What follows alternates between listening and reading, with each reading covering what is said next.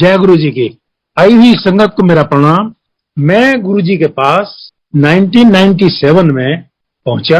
अब कैसे पहुंचा ये मैं आपको बताता हूं। मैं भाई वीर सिंह मार्ग पर एक्यूप्रेशर की सेवा करता था सैटरडे के दिन।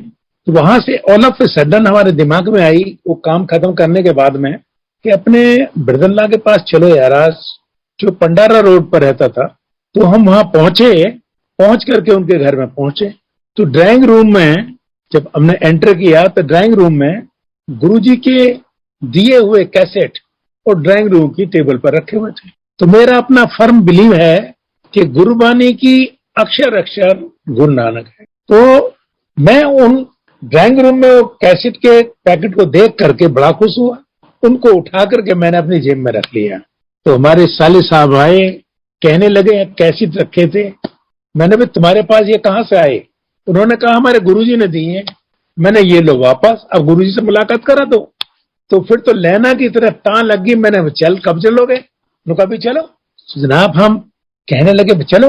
अब वो सोच में पड़ गया कि शाम को उन्होंने किसी और को साथ ले जाने के लिए वादा किया हुआ था। तो उन्होंने बताया हमको। फिर मैंने कोई बात नहीं, तो नेक्स्ट टाइम जब भी होगा हमको ले चलेंगे। ठीक है। तो उस दिन भी हमको ऑफिस का दिन था। तो 3:30 बजे जिस दिन ले जाना था, तो 3:30 बजे ऑफिस में हमारे फोन आ गया कि भाई ऐसे ऐसे बात है कि जो finance secretary government of India का अपॉइंट हुआ है उसके वेलकम में मुझे बुलाया। मैंने यार तुम तो गोली हमको देने वाले लग रहे हो, तो गुरु जी से नहीं मिला ना? उनको नहीं ऐसी बात नहीं। तो हमने उनको कहा कि मैंने देखिएगा, हमारी बात मानिएगा, एक गुलदस्ता ले लो और वहां गुलदस्ता पेश करके वह पतली गली से चुप निकल चलना। उन्होंने ऐसा ही किया और हम एम्पायर स्टेट गुरु जी के पास जाकर के माथा टेक। तो गुरु जी तो उन्होंने हमको बताया कि भाई ये ऐसे ऐसे हैं, डॉक्टर भार्गव हैं और ये एक्यूप्रेशर बहुत अच्छा करते हैं। तो ठीक है, माथा टेका। माथा टेकते कहते तो आजा। फिर सेवा करने के लिए उन्होंने हमको बुला लिया और सेवा करनी शुरू कर दी। तो जब सेवा करते करते लास्ट में हमको कहा कि आप कल लाइएगा और उसके बाद में हम आगे डे फिक्स कर लेंगे। तो मंगल का और शनिवार का दिन हमारे को फिक्स किया सेवा कराने के लिए। तो वो सेवा कंटिन्यू 3 साल तक बराबर चलती रही।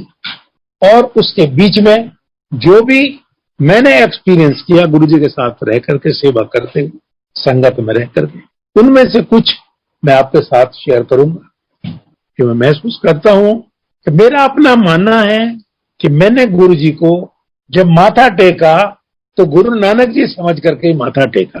बाकी मेरे पास उस टाइम उस दिन और कोई भाव नहीं था, केवल वही समझ करके मैंने माथा टेक दी। तो चलते चलते सेवा करते करते सब कुछ नजर आए। तो एक बार जब गुरु जी को हम सेवा करने के बाद में चोला पहना करके तैयार करके गुरु जी सिंहासन के लिए चल दिए। सिंहासन पर बैठ गए। सारी संगत उठ करके एक एक करके माथा टेकने के लिए आए। तो उस दिन एक चटर्जी अंकल जो आर्मी के सीनियर अफसर थे, तो वो माथा टेकने के लिए गुरु जी के पास पहुंचे। माथा टेका। गुरु जी उनकी तरफ देखा। गुरु जी ने कहा अंकल तेने जो पैर हाथों में मुद्रा पहन रखी है ए बड़ी है या गुरु बड़ा है? तो अंकल सोच समझ करके कह रहा है कि बड़ा था गुरु जी। तो फिर कट रहनु जी गुरु जी। तो वो अंकल कहने लगे गुरु जी एनु ना कह देना, जो रिंग फिंगर है उसमें जो रिंग पहन रखी थी। तो गुरु जी कहते हैं हाँ मैनू पता तेरी बोटी दी है, ए रिंग जो है तेरी बोटी दी है। चंगा। जब नेक्स्ट टाइम वो अंकल आए, देखा तो उनके हाथ में कोई भी रिंग नहीं थी, केवल वही रिंग थी राइट साइड के रिंग फिंगर में, वही रिंग। तो एक दिन ऐसे ही वही अंकल जब गुरुजी चाय का सिप लगा रहे थे तो उनके मन में भाव आया कि गुरुजी मेरा मन कर रहा है ऐसे चाय आप सिप लगा रहे हैं और सामू दे रहे। मन में न सोच रहे हैं। तो गुरुजी ने कहा ओइतिया एले पीले पीली। फिर उस अंकल ने दोबारा अरदास लगाई। गुरुजी ने दूसरी चाय का कप मंगा करके सिप लगाना शुरू कर दिया। फिर कहता है, फिर मन में फिर सोचता है कि गुरुजी एक बार ओए ओए थे ए ले ए भी पी ले। जब उस अंकल ने तीसरी बार गुरुजी से अरदास लगाई तो गुरुजी ने डांट कर कहा, ले अंकल ए भी पी ले, अब ना मांगी। ए गुरुजी हैं, उनका नाम चटर्जी अंकल होते। तो गुरुजी जहां में जहां है, हर के मन की वृथा जानते। जो गुरुजी के पास संगत बैठती थी टॉप के वीआईपी, तो एक दिन गुरुजी कहते, अंकल देखी ए जितने मेरे नाल बैठे हुए हैं ना, इनमें से मुड़ के कोई नहीं आने वाला, मेरे पीछे कोई नहीं आने वाला। मुझे मेरी जो असली संगत है वो छुपी ही बैठी हो कि दूर दूर मेरी निगाह सब पर है, वहां तो दूर दूर बैठी हुई होगी। तो गुरुजी अंतर्यामी है, घट घट के जानते हैं, सब कुछ पता। तो एक बार हमारे मन में भाव आया कि हमने यार जिंदगी में पहली बार गुरु धारण किया है और दक्षिणा कुछ दी नहीं है। तो हम कैनाट प्लेस पहुंच गए। वहां पर इनर सर्किल में एक दुकान पर पहुंचे तो वहां से गुरुजी के लिए क्रीम कलर की पैंट और क्रीम कलर की शर्ट ले करके पैक करा ली।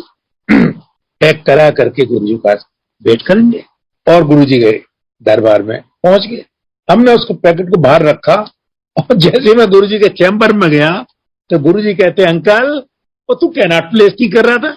ले, मैंने धन्य हो प्रभु जी, बड़ी चंगी गल कर लेता है। मैंने गुरुजी एक मिनट, मैं उस पैकेट को लाया, गुरुजी को पेश किया। अच्छा, खोल के हाथ से देखा, कहता कितने की लाया? 1150 की। मैंने धन्य हो प्रभु, कीमत भी बता दी, सब कुछ बता दी और गुरुजी ने उसको रख लिया, एक्सेप्ट कर लिया। बड़ा खुशी हुआ, गुरुजी ने हमको ब्लेस कर दिया। तो इसी तरह से गुरुजी अपने सेवकों को ब्लेस करते रहे। तो गुरुजी अंतर्यामी है, घट घट के जानते हैं, सब कुछ पता है। तो मैं उस मुकाम पर पहुंचा कि गुरुजी सोल देखते हैं कि सोल की कब जरूरत है और उस सोल को गुरुजी ब्लेस करना चाहते हैं। तो ना किसी न किसी ढंग से अपने पास उसको बुला लेंगे और उसको ब्लेस करेंगे। ये मेरा अपना प्रैक्टिकल एक्सपीरियंस है कि किसी न किसी रूप से उसको बुला लें। तो हर सोल का गुरुजी का ब्लेसिंग करना अलग अलग ढंग है, बिल्कुल सबका अलग अलग ढंग है, उनकी ब्लेसिंग करने का अलग निराला। तो जैसे भी उच्चा उस तरह से ब्लेस कर। तो 7 महीने मुझको हुए थे गुरुजी। उस टाइम हम घर से जब चलते थे तो हमारी आंटी कहते थे, गुरुजी से हमारी भी एक रिक्वेस्ट कर देना। हमने एक कागज पे लिख ली, बच्चे ने कहा वो भी लिख ली, दूसरे बच्चे ने कहा वो भी लिख ली, वो जेब में रख लिया। जैसे हम गुरुजी के पास पहुंचे, अंदर ऐसी एंटर किया, गुरुजी पीछे से आए चुप और जेब में से वो पर्चा निकाल लिया। तो गुरुजी कहते हैं, ए की है भाई? ए गुरुजी? आंटी ने कहा ये ऐसा। ए की है? ए बच्चे ने कहा ऐसा। और ये दूसरे बच्चे ने। अच्छा, तो कई दिन के बाद गुरुजी ने ये बात संगत को सबके सामने कहा कि अब तो डिमांड्स की लिस्ट आती है बन बन करके। तो मैं गुरुजी की संगत का सबसे बड़ा भिखारी जो लिस्ट बना करके ले जाता था। तो गुरुजी ने बता दी, हमने देख लिया। तो एक मामी आंटी कुछ दिन के बाद संगत चल रही थी, वहां पर आकर कान में कहती, अंकल गुरुजी से मांगी नहीं करना। ठीक है। मैं आगे देखता हूं, पीछे देखता हूं तो सब मांगने वाले बैठे हुए हैं। तो अपने मन में सोचता हूं कि अगर मैं मांगता हूं तो क्या गुनाह करता हूं।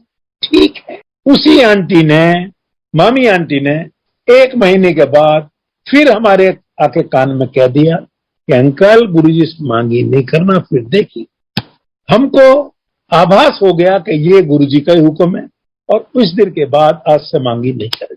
गुरुजी कहते हैं कि मांगो मत मानो। तो वही है कि मांगे कैसे? अगर जो हमारा माँ बाप बना करके गुरु को मान लिया तो नहीं मांगे तो किससे मांगे? कि गुरुजी अंतर्यामी है, बस आप भाव से देख लो। गुरुजी को पता है कि कौन सी चीज किस टाइम क्या देना। उसको कभी भी हमको इंसिस्ट नहीं करना चाहिए। गुरुजी अंतर्यामी, घट घट के जानते हैं, सब कुछ पता है उनको कि कब किसको क्या क्या देना है, क्या नहीं देना। जो चीज गुरुजी देना चाहते हैं, जो उनके लिए अच्छी है, स्वास्थ्य के लिए अच्छी, वो चीज पहले देंगे। बाकी चीज सबसे पहले हेल्थ देते हैं गुरुजी, उसके बाद में वेल्थ देते हैं, फिर उसमें और तो जैसे जैसे प्रोग्राम होता है गुरुजी बैठे गुरुजी ने कहा तो सानू अपना बना के तो देखो एक बार, फिर असी जाने। तो गुरुजी को बनाना कि एक बार बना लो बस, और फिर गुरुजी अपने आप देंगे। तो संगत चल रही थी, गुरुजी ने कहा भार्गव अंकल को बुला कर लाओ, वो बैठ जा, तेनू नहीं पता, वो तू जा बुला कर ला। तो हम गुरुजी के पास या तो वही बैठते थे जहां जगह हमको बता रखी है, वरना सामने नहीं बैठते, चुप बैठते थे इधर उधर। तो हमको ढूंढ ढांड करके वो कि भार्गव अंकल कौन है भाई, हमारे कान में आवाज, हम खड़े हो गए, हाथ जुड़ गए। हमने कहा, हम अपमन में सोचे मैंने हमसे क्या गलती हुआ जो गुरुजी ने बुलाया है। तो गुरुजी का बुलाने का कुछ पर्पस है, हमने अपने मन में सोचा कि हमसे क्या गलती हुई जो गुरुजी ने बुलाया, डांट पड़ेगी। तो देखते देखते हम अपने आप में सोचते चले गए कि गुरुजी के पास तक हमको कुछ पता नहीं चला हमने कहाँ गलती की। गुरुजी ने कहा, जब गुरुजी के पास पहुंच गया, हाथ जुड़ गया। गुरुजी ने कहा 10 एनु, हमारी आंख खुल गई। कहते हैं तो सत्संग की बात कर रहे हैं गुरुजी, एनु 10। तो कौन बैठा है? मिस्टर अरुण शौरी। मिस्टर अरुण शौरी उस टाइम गवर्नमेंट ऑफ इंडिया का डिसइन्वेस्टमेंट मंत्री होते थे, कैबिनेट रैंक, और उनकी वाइफ पार्किंसंस डिसीज से पीड़ित थी। 5 लोग हमारे सामने उठा करके लेकर आए थे उस आंटी को, और गुरुजी ने उस आंटी को प्रसाद खिला खिला करके इतना ठीक कर दिया कि 31 दिसंबर को उस आंटी को कहा, आंटी वो इतिया आंटी नु प्रसाद दे, रोटी का प्रसाद दिया, सब कुछ चंग लाओ। वो बांटती फिर रही है, उठा के लेकर आए थे 5 आदमी उसको, और प्रसाद छकाती फिर रही। तो यही चीज संगत देख कहते हैं कि वो दिन था जो उठा के लेकर आए थे, एक ये दिन है, देखो प्रसाद बांट। तो अरुण शौरी ये बिलीव करता है कि दुनिया में कोई भगवान नहीं, there is no god on this earth. तब वो ये चीज देख करके जो कि कौन कर सकता है, ये भगवान ही कर सकता। तब वो कहता there is a god on this earth, गया यही चीज। तो उस आंटी ने प्रसाद छकने के बाद, संगत को छकाने के बाद, क्या आंटी की हाल है? गुरुजी ने कहा, आंटी की हाल है?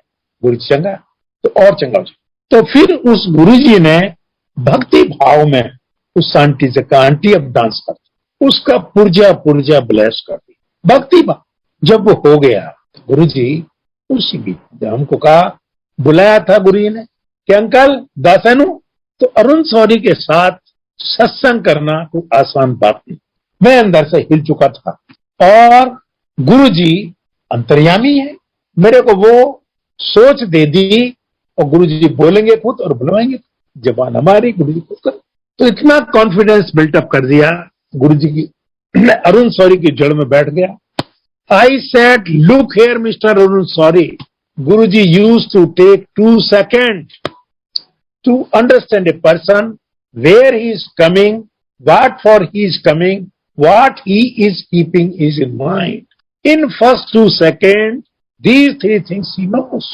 And in third second, I said, not here, 100 meters away from this place, there is Iron Gate in Empire State, beyond that side only.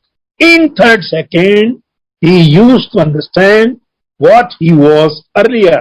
इससे पहले वे कौन सी योनि में थे। In third second he used to know. Then I said, I am having scientific temperament. I have practical the experienced here itself as 2 + 2 = 4. That's all. There is nothing impossible in his constitution. I said there is nothing in his constitution. Nothing is impossible in his constitution. और इतना मैं कह करके, if you feel there is anything else, you won't achieve anything from this दरबार। ऐसा कहने के बाद माथा टेक करके मैं तो वापस चल दिया कि मेरा सत्संग कर। तो जब गुरुजी सत्संग कराते तो ऐसा सत्संग कर।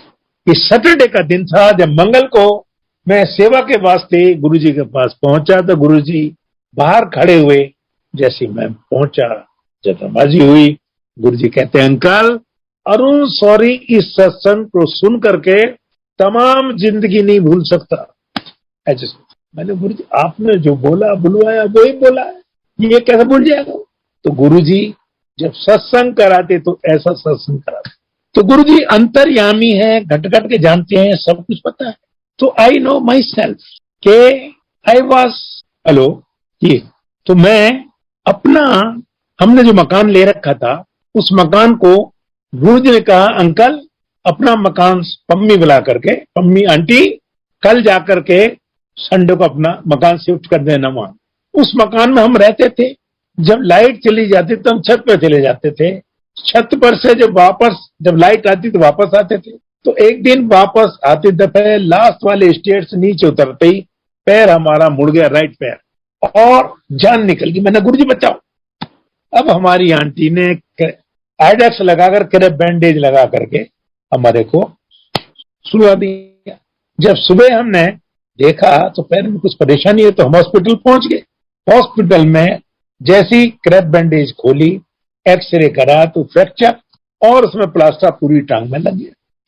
40 दिन तक वो प्लास्टर लगा और 40 दिन तक बराबर गुरुजी के यहाँ जाकर के सेवा करता प्लास्टर के साथ इस वक्त। तो उस टाइम कोई व्हीकल नहीं था तो गुरुजी के पास जाना मेरा काम था। उधर से गुरुजी अपने पास किसी न किसी की सेवा लगा करके घर तक छोड़ने का कह करके उसको भेजते थे। तो ये सिलसिला 40 दिन तक बराबर चलता रहा।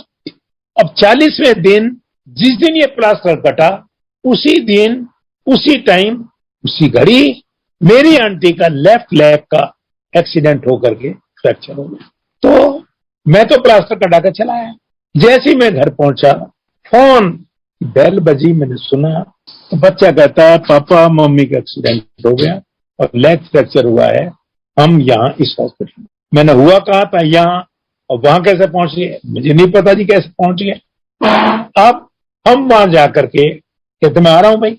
जैसे ही मैं वहां पहुंचा सरदार जी डॉक्टर थे जिन्होंने मेरा प्लास्टर काटा था। तो सरदार जी कहते हैं डॉक्टर भार्गव अंकल तुम अपनी वाइफ ने बड़ा चंगा प्यार करते हो यार, तो तुम्हारा राइट लेग का प्लास्टर काट करके घर भेज दिया और तुम्हारी वाइफ की लेफ्ट लेग का कंपाउंड फ्रैक्चर है, मैंने उसको प्लास्टर लगा दिया, ठीक हो जाएगी, चिंता ना।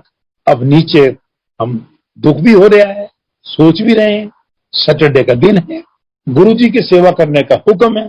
हमारे अंदर बड़ा जज्बात था कि आज पहली बार 40 दिन के बाद ये प्लास्टर कटा है, हम गुरुजी के जाकर के रज रज के सेवा करेंगे। 3:30 बजे तक मैं अपनी आंटी के पास साथ रहा। जब अंदर मन में भाव आ रहा कि सेवा करने का, क्या सेवा करेंगे, तो हम तो नहीं रह गया। हमने एम्पायर स्टेट टेलीफोन लगा दिया। टेलीफोन में मिस्टर सिंगला अंकल से बात हुई, सारी बात बताई। तो सिंगला अंकल कहते हैं अंकल चिंता ना करो, मैं सब संभाल लूंगा। इतने गुरुजी आज रात को 11:30 बजे से पहले नहीं आना, वो गए हुए कहीं, नहीं आना, तो आप आंटी को संभालो। मेरे तसल्ली हो गई, आंटी के साथ रहे। जब मंगल को मैं गुरुजी के पास सेवा के वास्ते पहुंचा तो गुरुजी कहते हैं अंकल मम्मी कैसी है। मैंने गुरुजी ठीक है, ओए थे आ बैठ, ए करना ए करना ए कर, जा चल कट दिया, जा काट दिया, 2 बार कहा तो गुरुजी ब्लेस कर दी। तो मेरा अपना मानना था कि दोनों की लाइफ में से एक की लाइफ खत्म थी और दोनों में दुख बांट करके कर दी। तो आंटी हमारी 6-7 महीने फ्रैक्चर का प्लास्टर लगा रहा और हम सेवा करते। तो गुरुजी, मैंने कहा कि गुरुजी सोल देखते हैं कि सोल को कब जरूरत है, कैसे जरूरत है, वो अपने आप मैनेज कर लेते। तो गुरुजी का पोर्टफोलियो इसे बहुत ही अच्छी तरह से मैनेज करके कर लेते। तो ये सारी चीजें हमने अपने आप देखी। तो गुरुजी अंतर्यामी है, घट घट के जानते हैं और दोनों का बांट करके जो उन्होंने हमको हुक्म दिए, हुक्म मान करके हमने उनको तो जो बताया उन्होंने हम करते रहे। एक बार जैसी मैंने जाकर के माथा टेका, गुरुजी कहते हैं अंकल और तेरी बॉम्बे वाली मीटिंग थी वो कैंसिल हो गई। मैं हक्का पक्का रह गया कि मैं नहीं गुरुजी, बॉम्बे में मीटिंग थी यहाँ, तो मैं एक कमेटी का मेंबर सेक्रेटरी हूँ, पैनल कमेटी का था, फिलोसफी पैनल की। तो उसकी मीटिंग थी बॉम्बे में, और गुरु जी ने मीटिंग, तो सैटरडे की बात है ये।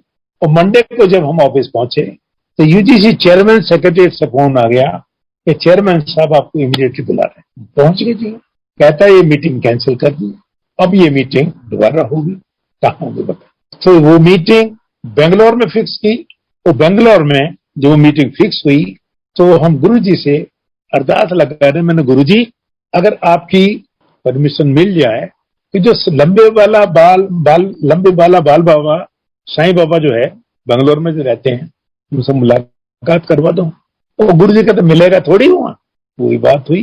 तो उस दिन वो मीटिंग हमारी खत्म हुई। हमने बेंगलोर यूनिवर्सिटी के वाइस चांसलर को कहा कि भाई साईं बाबा से मुलाकात करवाओ। उन्होंने मैसेज भेजा वहां पर, कहता कि वो फील्ड में चले गए, अब नहीं मिलेंगे। तो गुरु जी ने पहले ही बता दिया कि अब वो नहीं मिलेंगे, नहीं मिले। तो सुबह 4 बजे जब नहीं मिले, सुबह 4 बजे हमारा कमरे का बेल बजा दिया, कहता ये गाड़ी आपके पास खड़ी है, एक आदमी है यूनिवर्सिटी का, तो आपको साईं बाबा के मंदिर जाना है। भाई हमारा किसी से बात नहीं हुई, कैसे हुआ ये अपन मुझे नहीं पता। भाई जी मुझे इतना ज्यादा पता नहीं है, नहीं बताया उसने कि आप तैयार हो जाओ 1 घंटे में, तैयार होने के बाद आप बैठ। तो हम वहां जब पहुंचे साईं बाबा के मंदिर, तो सारा बिल्कुल रास्ता क्लियर, टाए टाए जाकर के वहीं पसर गए। और पसरने के बाद में हमको वहां आधा घंटा बिल्कुल आंख बंद हो गई। कई लोग उठाने के लिए आए तो पुजारी कहता अनमना छेड़, हट जा, चढ़, दूरों आया चढ़ दे। वहां क्या नजारे दिखाए गुरु जी। तो गुरु जी सब पता है उनको, वो कुछ भी कर सकते। तो सारी की सारी आग वापस सारी बताई हमने कि गुरु जी ये हुआ, ऐसा हुआ, ये तो देख ला।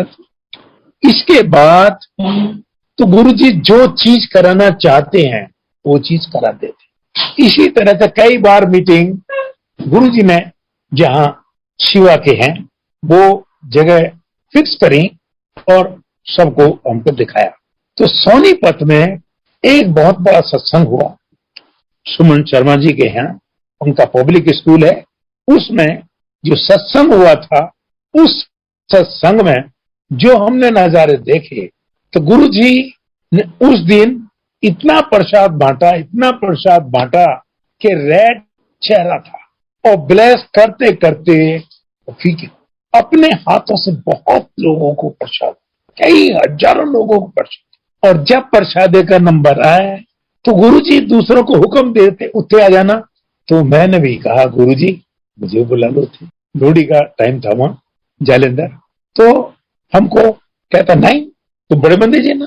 तो गुरु जी फिर घर आकर के, घर भी प्रसादा दिया था, सुमन जी के यहाँ घर गए, तो वहां भी प्रसादा बांटा। फिर हम लाइन में लग गए, प्रसादा लिया मैंने, गुरु जी हमें बुलवा लो, नहीं बड़े बंदे जी। फिर एक स्कूल था सीनियर सेकेंडरी स्कूल, वहां भी सुमन जी ने गुरु जी को इन्वाइट किया था, उसका भी इनॉग्रेशन, वहां भी फिर लाइन लग गई। तब डांट करके कहा गुरु जी ने तेन दसा नहीं तो बड़े मंदिर जाए। सबको गुरु जी ने वहां बुलाया, मुझको बड़े मंदिर। जब बड़े मंदिर में आंटी को लेकर के गया तो वहां पे 5 लोग थे, सिंगला अंकल उनके बच्चे लोग। तो वहां सिंगला अंकल कहते देखो गुरु जी ने किसको भेजा। तो 7 लोग होकर के वहीं हमने लोहड़ी मनाई खूब अच्छी तरह बड़े मंदिर। तो गुरु जी, हमने गुरु जी से नो नहीं सीखा, yes sir yes sir yes sir कितनी बार। तो यही चीज, तो गुरु जी जो कहते हैं उसको सुनो, समझ में नहीं इसमें दस। तो गुरु जी की बात को कभी मत काटो, जो कहते हैं सुन लो और फॉलो करो, यही गुरु जी का हुक्म है, यही चाहते हैं। तो गुरु जी एक बार हमको ये कहते रहे क्या कि अंकल अंदर झांकी मार कर देख। हमको क्या पता है झांकी मार के क्या देख, नहीं। तो शिवरात्रि के दिन हम आगरा गए, आंटी अकेली मंदिर पहुंच गई। तो जब आंटी माथा टेक रही है, गुरु जी कहते हैं आंटी क्यों मुंह लटका रखा है, हा? क्यों मुंह लटका रखा? अंकल आगरा गया, गड्डी लेके आ रहा है, हा? तो चिंता क्यों कर रही है? हमने खूब कोशिश कर ली कि कैसे ही हम गुरुजी के पास 12 बजे तक भी पहुंच जाते हैं दिल्ली बॉर्डर पर, तो हम गुरुजी के पास मंदिर चलेंगे। तो सोचते सोचते नहीं पहुंच पाए, गाड़ी परेशान कर दी, थोड़ी सी पुरानी गाड़ी थी, तो वहां से परचेज करके उसको लाए। जब अगले दिन हम गए तो हम पहले गाजियाबाद गए थे, गाजियाबाद से हम जाना था रोहनी। रोहनी एक हमारी सिस्टर इन लॉ रहती है, वहां उसने बुलाया, ठीक है। तो बच्चे गाड़ी चला रहे थे, तो गुरुजी नाम लेकर कहा, गुरुजी ये गाड़ी बहुत पेट्रोल खा रही है, पता नहीं क्या है। तो हमारा ये थॉट था, ये हमारी सोच थी कि पेट्रोल की गाड़ी है, सिलेंडर लगाएंगे और खूब चलाएंगे उसको, गैस का सिलेंडर लगाकर खूब चलाएंगे। ये हमारी सोच थी पुरानी गाड़ी लेने, सब सीख जाएंगे फिर दूसरी बदल। तो जब गाड़ी का पेट्रोल डलवाने के लिए वहां गए, यहाँ पर यमुना विहार पेट्रोल पंप पर जाकर के डलवाया पेट्रोल, तो मुश्किल से आधा लीटर पेट्रोल डला। कहता है यार टंकी तुम्हारा भरी पड़ी है और यार तुम हमारे साथ ही मजाक कर रहे हो, वो आधा लीटर बाहर गिर गया। तो हम चुप चले। तो जब हम रोहनी से गुरुजी के पास पहुंचे, बच्चों ने चाबी आंटी को दे दी, कहता गुरुजी से कहो ऐसे ऐसे। गुरुजी ने कहा आंटी NE नॉट एफिशिएंट, घट चलाई सिलेंडर ना लगाई। ये गुरुजी ने बोलने से पहले कह दिया NE नॉट एफिशिएंट, घट चलाई सिलेंडर ना लगाई। तो बोलने का बात रही नहीं जाती, चुप लेकर के वापस जाओ। उसके बाद फिर एक नई गाड़ी ली थी, फिर भी ऐसी कहा, तो तेनों दसा नहीं, घट चलाई सिलेंडर ना लगाई, रोती फिरेगी। तो ये हुक्म गुरुजी ने दिया। उसके बाद किसी गाड़ी में भी हमने सिलेंडर नहीं लगाया। तो गुरुजी अंतर्यामी है, घट घट के जानते हैं, सब कुछ पता उनको। जो चीज वो जानते हैं उस चीज को उसको मानो। फिर मानने के लिए हम ठीक माना, उस बात को हमने माना, आज तक हमारे मानते रहे। तो गुरुजी ने हमको कहा कि अंकल हमारा डीपी ने कुछ अपार्टमेंट बनाए हैं दादा भाई नौरोजी, जैन दादा भाई में बाड़ी में मेहरौली के पास है, वहां बनाए हैं। उसमें से 2 कमरे वाला फ्लैट देख लिया, तू पसंद कर ले, पैसे की चिंता मत करना। तो मैं सारी फैमिली को लेकर के वहां पहुंच गया। देखो भाई, एक बच्चे ने, बड़े वाले ने हमारे दिमाग में एक बात डाली कि मिडिल क्लास के लोग हैं, कई बार जो बड़े लोगों के साथ रह करके अगर मन में एक बार भी इंफीरियरिटी कॉम्प्लेक्स वाली कोई बात पैदा हो गई तो वहां मुश्किल हो जाएगा। ये बात हमको अपील कर दी। तो 1 महीने तक हमने गुरुजी को कोई वार्तालाप नहीं की और वो साइलेंट ही रखा मैटर को, मकान के मैटर को। उसमें पूरी स्विमिंग पूल वगैरह सब चीज अंदर ही थे कंपाउंड में ही। बहुत अच्छा कॉम्प्लेक्स है, लेकिन हम नहीं तैयार। तो एक दिन गुरुजी ने, जब 1 महीने करीब हो गया, तो अंकल वो भार्गव अंकल गाड़ी में बैठ रहा, जल्दी जा बुला के ला, वो जा। एम्पायर स्टेट के बाहर, आयरन गेट से बाहर हम बैठने वाले थे। अंकल जी रुक जाओ भार्गव अंकल रुक जाओ, गुरुजी बुला रहे आपको। मैं भाई डर गया और गुरुजी के पास पहुंचा। तो गुरुजी कहते हैं अंकल वो क्यों मकान दा है? गुरुजी किराए का ही अभी तो। अच्छा 1 मिनट। तो सैटरडे का दिन गुरुजी, ओह ठीक, माथा टेका, हम चले। तो संडे के दिन 8:30 बजे एक टेलीफोन आया कि अंकल फलाना आदमी आ रहा है, आप आकर के मकान की बात करें। मैं घर में पैसा एक है नहीं मकान की बात करनी। तो आंटी कहती है गुरुजी ने नहीं बुलाया था रात। ओ मैंने कहा ठीक है, मैंने गुरुजी के पैसे जो रखे वो ले आओ। एक नए नोट की गड्डी 200 की थी और एक 100 वाली थी, 10 की थी। तो 3000 रुपए की गड्डी हमारे पास थी और वो हमने रखी जेब में और बड़े बच्चे को लेकर के हम पहुंच गए। तो गुरुजी का नाम लेकर के हम बैठे।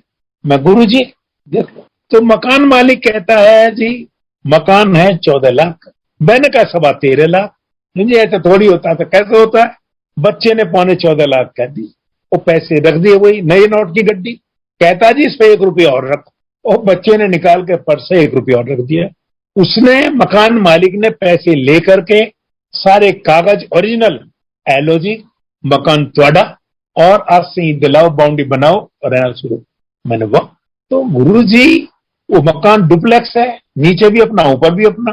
तो वो मकान गुरुजी ने दे दिया। तो मंगल को जब हम वहां गुरुजी के पास पहुंचे, माथा टेका, मैंने गुरुजी ऐसा वो चंगा ठीक है। तो गुरुजी ने हुक्म दिया कि ये करो वहां पर डेली।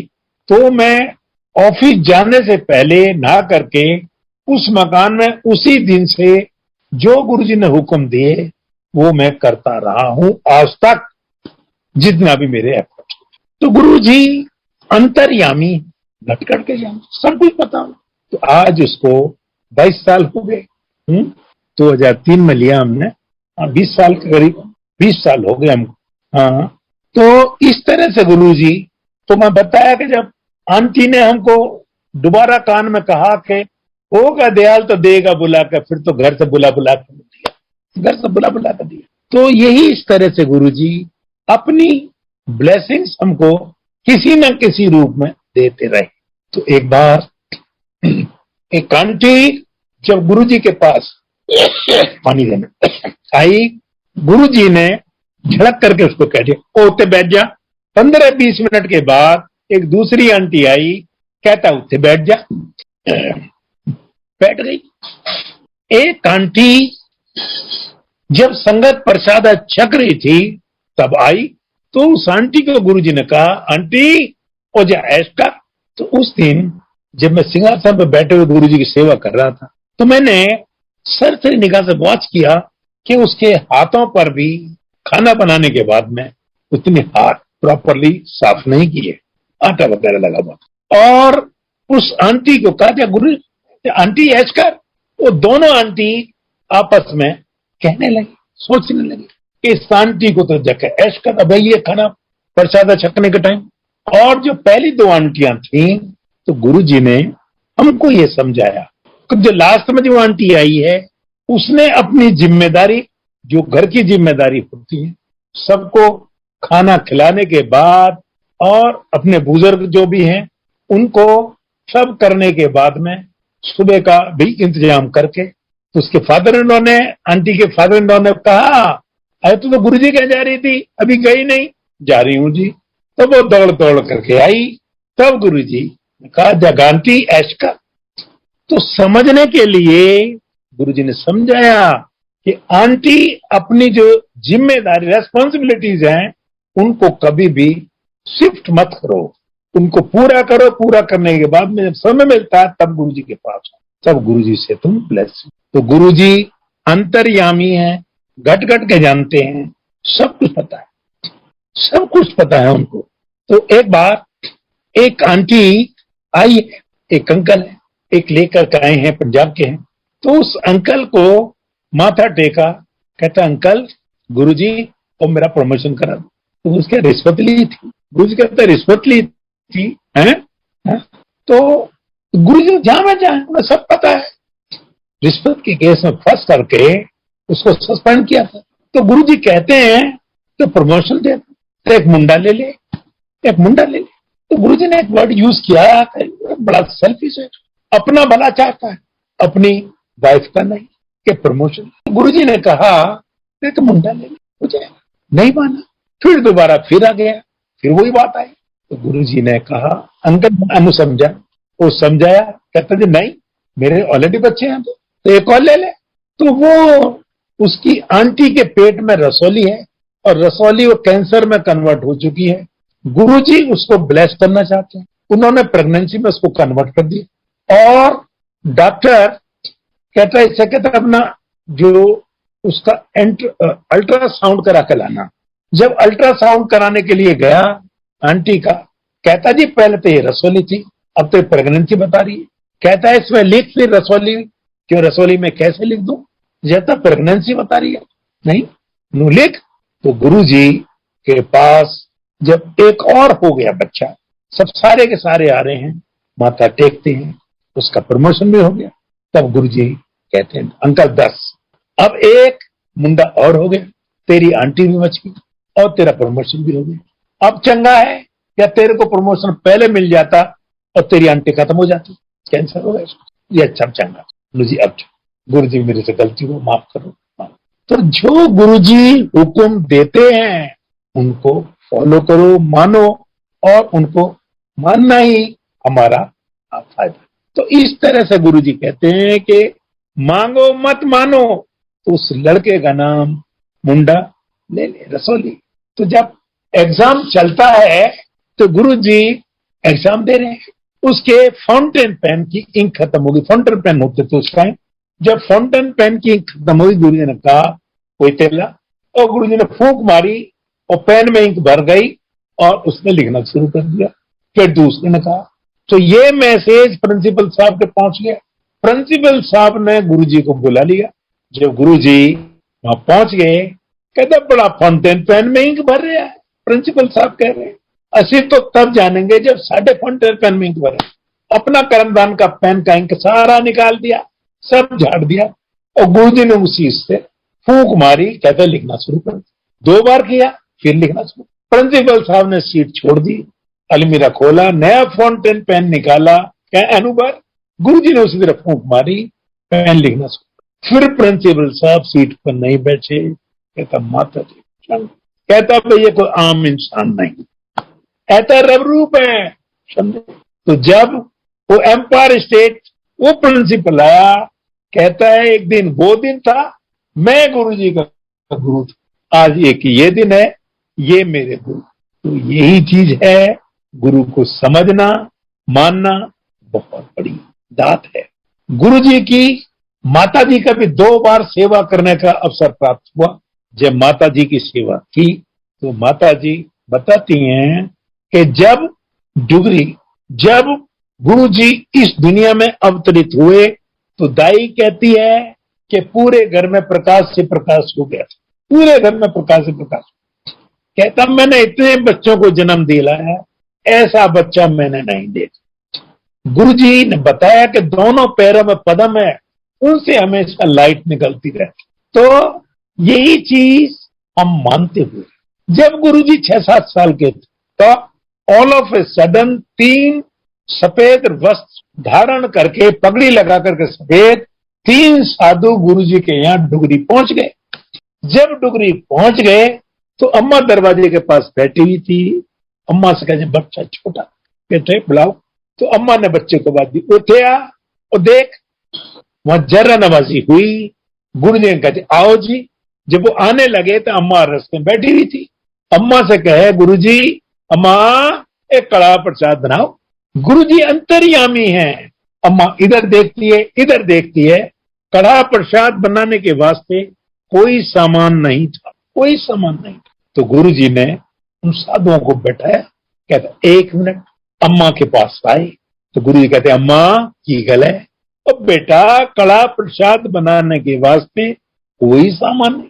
तो गुरु जी कहते है भी कोई बड़ी गल है, चूल्हे में आग जलाओ, कढ़ाई रखो, पड़चे से ऐसा करना शुरू करो।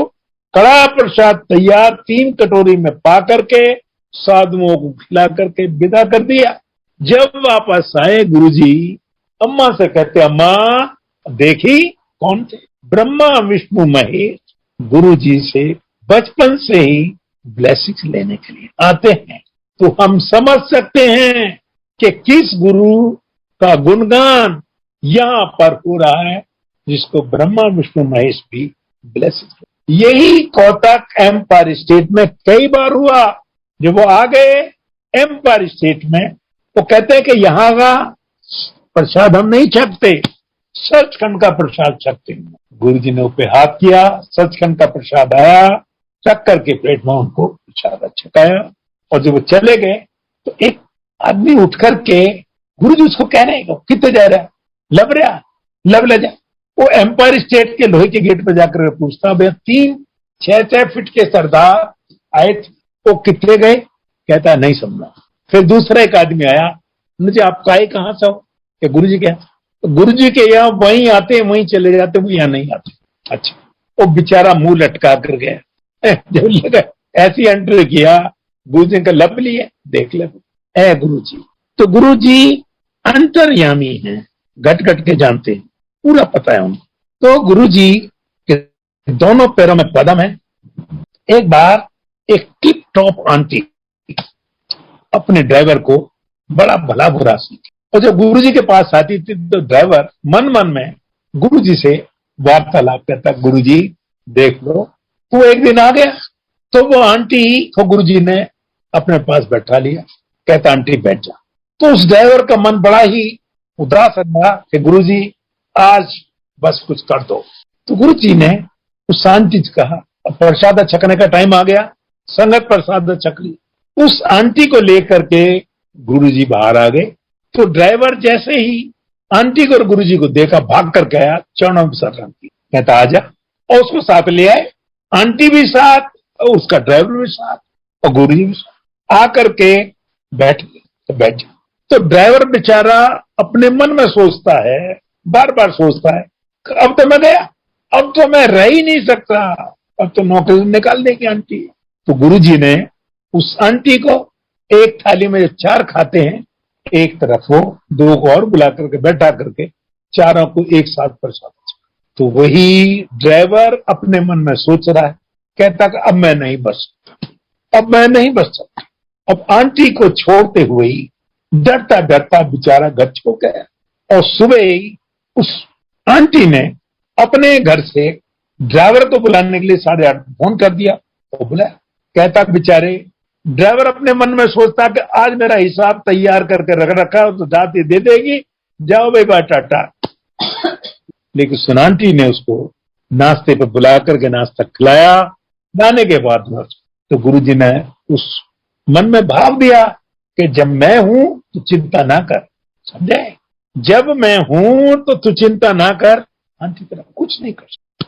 तो उसके रिलेशन और गुड हो गए। तो गुरुजी जो चाहते हैं वो कर लेते हैं, कर देते हैं, उसमें किसी की कोई सिफारिश की जरूरत नहीं। तो एक बार मैं यूजीसी में काम करता था, तो मेरा जो बॉस था वो कुछ बातों से हमसे औखा रहता था। तो जो भी फाइल आती थी वो हमको लिखते थे। तो एक बार हमारा जो बॉस था उसको हाई पावर कमेटी की मीटिंग में मिनिस्ट्री जाना पड़ा। वहां से सेक्रेटरी हायर एजुकेशन के साथ जब मीटिंग हुई तो यूजीसी चेयरमैन को चिट्ठी लिख दी, this officer should be immediately replaced. और चेयरमैन ने उसकी जगह मेरा नाम प्रपोज कर दिया। तो इस मीटिंग को ही विल कंप्लीट इट। इस बात पर वो बहुत और ज्यादा नाराज हुई। जो भी मीटिंग होती थी तो चेयरमैन ने ऑर्डर दिया कि आप इमीडिएटली कॉल ए मीटिंग, और उस मीटिंग पर उसको फॉरवर्ड नहीं किया। मैं उस अपने नोट्स को, फाइल को थ्रू उन्हीं के भेजना था, नहीं भेजी। तो उस फाइल पर चेयरमैन का सिग्नेचर वहीं बैठे होकर के वापस आ। बड़ा हैरान, कहता ये तो कमाल है, मैंने फाइल भेजी होगी। मैं सेक्रेटरी साहब को इन्फॉर्म किया कि ऐसे बात, तो ठीक है आप मीटिंग कंटिन्यू करो, वो करो। तो उस मीटिंग में एक हाई पावर कमेटी का उसको मेरे को मेंबर सेक्रेटरी बना करके उसको कंप्लीट कर। तो लास्ट में जो कंप्यूटराइजेशन होना था वो फॉर्मेट तैयार करके हमने उसको सबमिट किया और उसको एप्रिसिएशन काफी अच्छा मिला। वो सिग्नेचर को देख करके वो भी हैरान हो। तो इसी तरह से हम अपने ऑफिस में सरवाइव कर पाए। गुरुजी ने हमारी उसको बहुत मदद की है, बहुत ब्लेस किया है। तो गुरुजी कहते कि भाई ये सिंपल जनता कुछ नहीं है, इसका कोई दोष नहीं है और इसको कोई रुकावट नहीं आई। तो इसी तरह से last satsang I was confined to bed for 15 days। Backache था बहुत ज्यादा and I was terribly bad. शुक्र के दिन शनिवार को हुक्म होता सेवा का, तो मैं गुरुजी से अपने घर में लेटा हुआ अरदास लगा रहा हूं, गुरुजी कल सेवा का हुक्म है, मुझे आना है। तो और मेरा बैकएक का बुरा हाल है, मैं छुट्टी पर। थोड़ी देर के बाद मेरी सिस्टर इन लॉ लखनऊ में है, तो उसका टेलीफोन आ गया कि कल मैं आ रही हूं और गुरुजी के पास चलेंगे। मैंने गुरुजी सुनते सुनते काम भी कर दिया। वो आंटी आई, अपनी गाड़ी में मुझे बैठा कर ले गई, गुरुजी के पास पहुंच गए, रज रज के सेवा किया। समझे, मैंने महसूस नहीं होता मेरे को पेन है। और जो जगह हमको बताई उस जगह कमर लगा कर बैठ गए। आज तक उस दर्द का पता नहीं है। जय गुरु जी। तो इसी तरह से बैकएक खत्म हो गया। मैंने नहीं महसूस, मैंने बताया कि 7 महीने तक खूब छक्के मांगा, मेरे से बड़ा भिखारी पूरी वर्ल्ड की संगत में, गुरु जी की संगत में कोई नहीं होगा जितना मैंने लिस्ट बना करके मांगा। तो इसी तरह से गुरु जी के साथ मेरी ये पूरी हुई। तो गुरु जी के यहाँ बजरंग बली, तो गुरु जी कहते हैं कि मेरा सिक्योरिटी अफसर है, इसके बगैर अंदर कोई जा नहीं सकता। जय गुरु जी की।